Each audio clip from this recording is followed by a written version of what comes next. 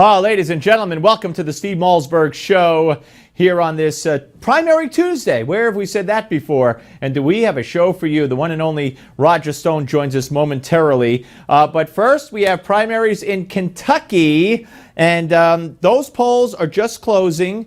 We're talking about the Democrats here. The western part of the state closing now. The eastern part of the state is already closed. And results in so far with 9% of the vote reporting. Bernie Sanders leading Hillary Clinton 47-45. And we'll see how that turns out. Then we have Oregon, where the polls close much later. And let's see, 74 delegates at stake there for the Democrats. And also the Republicans in Oregon with 28 delegates at stake. But those polls close 3 hours from now. But again, no Republican primary in Kentucky, just the Democrats, and that's a very close race right now. We'll see what happens. The latest NBC News poll is out today, and it's not good news for Hillary. Breaks my heart. It shows a dead heat virtually for Trump and Clinton in a head-to-head matchup for the presidency. Hillary 48, Trump 45. Trump has gained 2 points in that same poll since the last time it was taken. There you see it on your TV screen. And here's a key number. They'll throw women at you, they'll throw this, but here's a key number. Independents, where Donald Trump leads Hillary Clinton by 8 points, 44-36. Very, very important. Your calls are coming up at 877-NEWSMAX, 877-639-7629. But first, I want you to see this from the same NBC News poll. And this is interesting. Who do Republican voters trust more? Donald Trump or Paul Ryan? 58-39 say Donald Trump. And when asked about that today, here's what Paul Ryan had to say. I hope it's Donald Trump. He's getting the nomination. I mean, he should. He's wrapping up the nomination. Good Lord, I hope it is, because the person who's getting the nomination of our party is the person to lead our party. Well, all right. I think that is bad news for Paul Ryan. Very bad news for Paul Ryan. Now, Hillary, one of Hillary's PACs, or one of the PACs for Hillary, has released an ad portraying Donald Trump as being anti-woman. I guess they want to go there. Here it is. You know, you could see there was blood coming out of her eyes, blood coming out of her wherever. Does she have a good body? No. Does she have a fat ass? Absolutely. You like girls that are 5'1", they come up to you know where. If Ivanka weren't my daughter, perhaps I'd be dating her. I view a person who's flat-chested is very hard to be a 10. And you can tell them to go themselves. Does Donald Trump really speak for you? Priorities USA Action is responsible for the content of this advertising. Oh, my goodness. Now, Donald Trump responded on Twitter, and here's what he said. Amazing that crooked Hillary can do an ad on me concerning women when her husband was the worst abuser of women in U.S. political history. All right, joining us now, ladies and gentlemen, I hope you understand how impressive the bio and resume of Roger Stone really is. Republican political consultant, 30-year political advisor and confidant to Donald Trump. Roger Stone joins us. Of course, he worked for presidents, so most notably President Nixon. Roger, welcome. It's always an honor to have you. Of course, the author of The Clintons' War on Women. Steve, great to be with you. Well, all right. So let's start, before we get to the New York Times story, which I want you to react, and I want to ask you the question, should Donald Trump sue the New York Times? But before we get there, what about this Hillary PAC commercial and Donald's response today? Well, this is part and parcel of the mainstream media effort to make this entire controversy about adultery or girlfriends or affairs or indiscretions. And of course, under that rubric, the argument is, well, Trump has had affairs, Bill's had affairs, therefore it's a wash. Those are personal matters. This is about something far more serious, sexual assault. Numerous women have accused Bill Clinton of sexual assault and have accused Hillary of terrorizing them after the fact. And that is the narrative that Trump is referring to when he says Bill has abused women. So this isn't about consensual sex, Steve. It's a mainstream media misnomer. That ad is clever, but frankly, the things Hillary and Bill have done to women are far worse than anything Donald Trump has ever done. All right, so I was watching CNN, and one of the panelists said that to now be effective and hit back, what Donald Trump has to do is bring forward the women, or a Donald Trump PAC, or somebody has to bring forward the women and make a similar ad or bring them on the campaign trail. Is that something you think Donald Trump is going to do? Well, I have no idea. It's certainly a strategic option. Let's remember that it is barely June here. So this issue got joined because Hillary accused Donald Trump of being a sexist several weeks ago, and he responded in kind. This is Hillary's Achilles heel because her campaign is based on this false premise that she's an advocate for women, when in fact she is a habitual abuser of women. I do think that the women in question, Juanita Broderick, Kathleen Willey, Paula Jones, Christy Zurcher, Sandra Allen James, Dorothy Kyle Browning, and dozens of others, I do think they'll speak out on their own. I think that the old days when you could suppress this, when you could lean on CNN or lean on CBS to not to cover this, I think those days are over. The toothpaste is not going back in the tube. We live in a free society with the internet now. Okay, let me ask you to listen to the authors of the New York Times story that many believe was discredited as women came forward, quoted in that story, the story that led us to believe Donald Trump, had his own problem with women. But these women said, no, I didn't have a problem with Donald Trump. This story was misleading. Here's what the authors had to say. There's no single dimension to Donald Trump and women, and I think our story makes that clear, and I think it makes it clear through the voices of the people we interviewed. We believe we quoted her fairly and accurately, and that the story really speaks for itself. You know, we spoke to Donald Trump for an hour and included his voice in our story, and really valued the time that we got to spend with him on the phone. And we believe that, at every opportunity in the story, we gave him a chance to sort of give his side of the story. And we'd be happy to continue talking to him about this. If he wants to get back on the phone with us and chat more about his experiences with women, we'd welcome that. So what was your take on that New York Times story? And let me ask you this. There's been talk of Donald Trump possibly suing the New York Times. Do you believe he should? No, I do not believe he should. That story was a hit job. I know Michael Barbaro very well. He is a hit man. He's written other hit pieces against Donald. He's a very skilled writer when it comes to creating an impression. But what I would ask, Steve, is if the New York Times hold Bill and Hillary Clinton to the exact same standard. In other words, let's cover in depth Bill's conduct with women in the 70s and 80s, and Hillary's conduct towards those very same women. After all, if the Times wants to raise this as the measure, then there cannot be a double standard. I think this is setting Hillary and Bill up for far more vigorous scrutiny than they want. All right, folks, 877 Newsmax, 877-639-7629. The great Roger Stone is with us, and I'd love to hear what you have to say. Among other things, should Donald Trump sue the New York Times for that story? Roger Stone says no. Let's go to Mike from Parkman, Maine. Hello, Mike. How you doing, Steve? Good, sir. Hi, Mr. Stone. Steve? It's Mike, but Roger said hello, Mike. Go ahead. How you doing, Steve? Good. I definitely think he shouldn't sue. He shouldn't even bother. They got no proof of nothing on him. Hillary's the one that they need to start looking at. They need to take her down. She's bad news.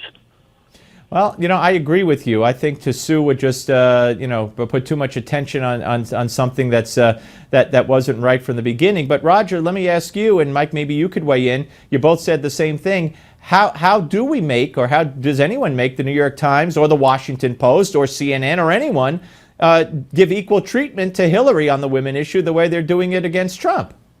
Well, first of all, of course, the response to the Clintonites is threefold. One, they say, oh, this is old news. This is all old news. Well, it's not old news to those people who've never heard it before. To them, it's new news, and that's more than half the voters.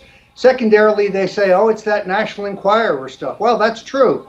In the 80s and 90s, when they were suppressing the CNNs and the CBSs and the networks, the folks at the National Enquirer were the only ones with the courage to run this. That doesn't make it wrong. They were right about John Edwards. They were right about O.J. Simpson. They've been right about so much, and they're right about this. Thirdly, of course, is the argument that, well, this is about Bill, but Bill's not running for president. Actually, that's not true, because it is Hillary who's an accessory after the fact. It's Hillary who bullies and intimidates and threatens women like Juanita Broaddrick and Kathleen Willey, either directly in the case of Broaddrick or using heavy-handed private detectives to run a terror campaign, smashing Kathleen Willey's windshield, slashing her tires, breaking into her home. Okay, Roger froze there. Mike, anything to add to that? I think you hit the nail right on the head. Okay, Mike, I appreciate. I agree with him 100%, and I love your show, by the way. Thank you, Mike. I really appreciate that. Have a great night, and please call again. Let's go to Jeff from Key Largo down in Florida. I know Roger's in Florida. Hopefully he unfroze on the Skype. All the way down. Hello, Jeff. Hey, Steve. How you doing? Good, good. What can we do for you? Listen, I love your show. I used to be a Fox fan, but now, all I do is watch Newsmax. I want to invite you down to Key Largo. We're going to have a couple of rum runners and go fishing and relax, okay? Because you're doing a great job. Okay, well, you send me an email, and maybe I'll take you up on that. I will. Listen, this thing about Donald Trump suing the New York Times. Yeah. Okay, I agree. But right now, it's not the main focus. Main focus is get in the White House right now, and then he can do that later. What the New York Times and the Washington Post constantly, are against us. They spin stuff. They don't finish statements. They make up stuff. And those two journalists were young journalists. I saw them on MSNBC, whatever, earlier this morning. They interviewed him. I don't know what it is that they just got to bash Trump. Trump is opening up a can of... And I love the guy. I'm going to support him. Yeah, he's said, he's a little harsh with some words sometimes, but good Lord. I mean, who hasn't been? I mean, look at what you're comparing himself to. Right. Hillary Clinton. Right, Jeff, and here's the Clinton thing. administration. Right, here's the thing. He's not a politician. So he's going to say things. People have asked me, why don't you run for office? I said, because there are 3 people out there that have recordings and will take one word I said, and that would be the end. So imagine Donald Trump, who's been in business his whole life and has said things like this. He's not a politician. Jeff, thank you. Send me that invite. More of your calls, hopefully with Roger, at 877 Newsmax.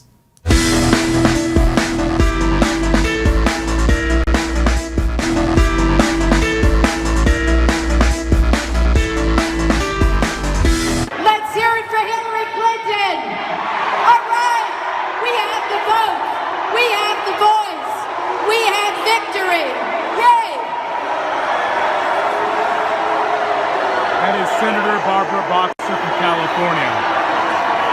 You know something? I grew up in Brooklyn. I am not afraid of bullies. I'm for Hillary Clinton, but she's for all of us. So keep on booing and boo yourselves out of this election. All right, welcome back, folks. We're rejoined by Roger Stone, Republican political consultant, 30-year political advisor and confidant to Donald Trump. No one knows the man better than Roger Stone. By the way, the latest from Kentucky on the Democrat side, because there are no Republican primaries in Kentucky, 23% of the vote in, and Bernie maintaining a 2-point lead, 47-45. He's up by 2,300 votes over Hillary. Roger, I want to ask you, that Barbara Boxer, that was at the Vegas convention over the weekend where the cops had to line the stage. Now there's all kinds of death threats to the chairman over there, and they're threatening, they're afraid that this is going to carry on to Philadelphia. My, oh my, the peaceful Bernie lovers are threatening violence? What do you make of that?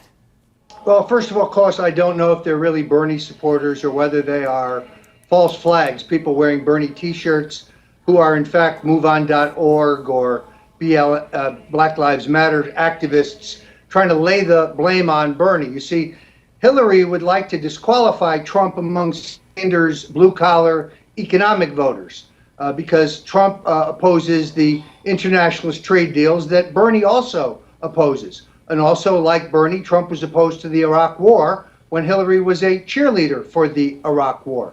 So I think that there are those in the Clinton camp who are desperately afraid that some of the more populist Sanders supporters will move to Trump. And therefore, this effort to falsely brand Trump as a misogynist or a sexist or a racist or a bigot, it's all nonsense. And it will be refuted throughout this campaign, in my opinion. So you're saying that the same might be happening here, where the Clinton camp is orchestrating this and trying to blame Bernie for these threats and whatnot? That's certainly entirely within the realm, because, look, the Clintons are thugs. They will do anything. They will abuse men, women, and children, and they have. This is, of course, the entire point of my book, The Clintons' War on Women. It's a narrative that I understand the mainstream media doesn't like, but it's a narrative based in truth. Now, Steve, we both know how this works. When you bring up a different narrative than the government or the mainstream media, they call you a conspiracy theorist. That's not a compliment. Then they try to destroy you and discredit you. I'm not running for president. Attacking me makes no sense at all. I ask people to hear the victims of Bill and Hillary Clinton for themselves and make their own judgments. Yeah, well, I couldn't agree with you more. And again, so many young women who will be voting have no idea of anything that occurred during the 90s. Let's get back to the phones, Roger. 877 Newsmax, 877-639-7629. And first up, we have Debbie from Grove City, Ohio. Hello, Debbie.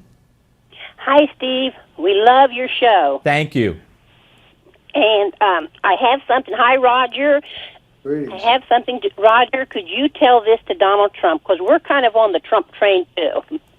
Tell Donald Trump to tell all his critics why he changed his mind, that a wise man changes his mind often, but a damn fool never does.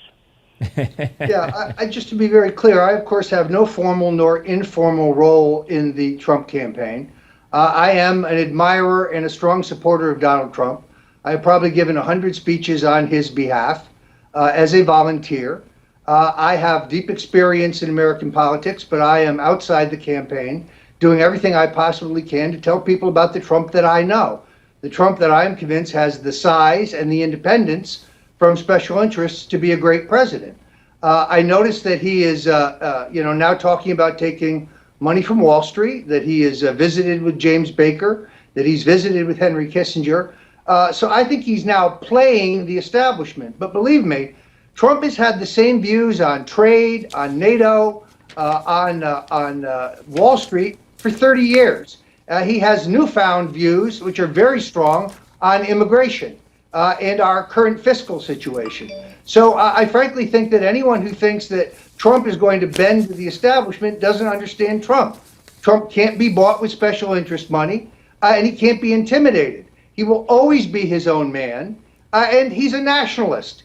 He marches to his own drummer. He believes in American sovereignty and American power, and he believes in American economic and military strength. And Debbie, what do you think of the news today that Donald Trump said he'd like to sit down and talk to North Korea's Kim and renegotiate the Paris Climate Accord as well? Well, I think he can talk to him. I don't know how good that's going to do, because he's kind of a wacko, King Jong-un, yes. But I think that he needs to reach out to these people and try. It's better than ignoring them and doing backroom deals. Okay, Debbie. That we've had for 7 years. Absolutely. Great to talk to you, Debbie. Thank you very much. Ruth from Turtle Creek, Pennsylvania is next. Hello, Ruth. Hi, Steve. I'm a Marine veteran. God bless you. Thank you for your service. Yes, I'm a Marine veteran. And I was born and raised in Kentucky, and I don't think Hillary Clinton's going to have much of a chance. So they're for Donald Trump. I'm from Donald Trump all the way. I'll back him all the way. And I always wanted to say to Mrs. Hillary Clinton, what about Benghazi? Yeah. I haven't forgotten. Yeah, by the way, the lead now for Sanders, Ruth and Roger, is up to 4 percentage points. So it's increasing for Sanders. What about it, Roger? Lost in all this shuffle, as Ruth rightfully points out, is Benghazi with the emails and the Clinton Foundation and everything else and the scandals. But Benghazi still, in my view, looms large. I agree. I don't agree with those who thought that Hillary's performance before the House committee was a tour de force. She was forced to admit several lies. She emailed both her daughter, Chelsea Clinton, and the ambassador from Egypt, telling them within minutes that we had been attacked by a terrorist group affiliated with Al-Qaeda. Yet she lied to the American people about whether or not the attack on our men, on our mission, was caused by an anti-Islamic video in Turkey. We now know, as I say in the Clintons' War on Women, that that is a lie dreamed up by Sidney Blumenthal, the Democrat hitman who was on the payroll of the Clinton Foundation. This guy is so odious, so vile, that even Barack Obama wouldn't let him have a job in the State Department. And that whole thing is a lie. I wouldn't be shocked to see the parents of those 4 brave dead Americans at a Donald Trump rally before this is over on Donald Trump's plane. I think it's very important that those parents have an opportunity to speak out about the facts about Benghazi. Ruth, where did you serve our country, Ruth? I served in, I was in many places. I was in Camp Lejeune, Okinawa, San Diego, and I served from 80 to really to 91. Well, God bless you, Ruth. Thank you for your service. And I'm sure you know probably the gentleman who answered your phone call, Michael Mullins, our fine producer, executive producer, was a Marine as well. Thank you very much. Let's go to Susie from Las Vegas, Nevada. Hello, Susie. Hello. You weren't in all that. You weren't in all that Democratic brouhaha, were you, over the weekend? No, I wasn't. I missed it all. But I'm calling in because about the Donald Trump and the New York Times. Sure. And I think Donald has a good stand to go ahead and sue them, but I think he should wait. I think he should focus on what's going on, become our president, and then deal with them later. He'll have plenty of time to do that later. And you agree with Roger? You just don't think there should be a suit at all? Well, look, I think he's done a very good job of discrediting the story. A number of the women quoted came forward to say that their comments were out of context, that they have great respect for Donald Trump and what he has done for women. Women like Louise Sunshine, for example, who's an active Democrat, but I think defended Trump very ably on CNN, even though I think she may be voting for Hillary. So, look, I really think that what's the important thing here, Steve, is that the New York Times has now set a standard. And if they are going to examine the boorish behavior of Donald Trump, their version, then they have to visit the boorish behavior of Bill and Hillary Clinton in the same time period. Not only do you have my book, The Clintons' War on Women, but also this excellent book, Bitter Legacy, by Chris Ruddy and Carl Limbacher, one of the finest books that details from the pages of Newsmax the criminal deeds of Bill and Hillary Clinton. So the literature is out there. It's just a question of the American people not yet knowing all the facts, because in the 80s and 90s, these facts were suppressed by a hostile media. Okay, Roger, I appreciate it. Susie, thank you very much. Roger, thank you for the 2 segments. Always appreciate it, sir.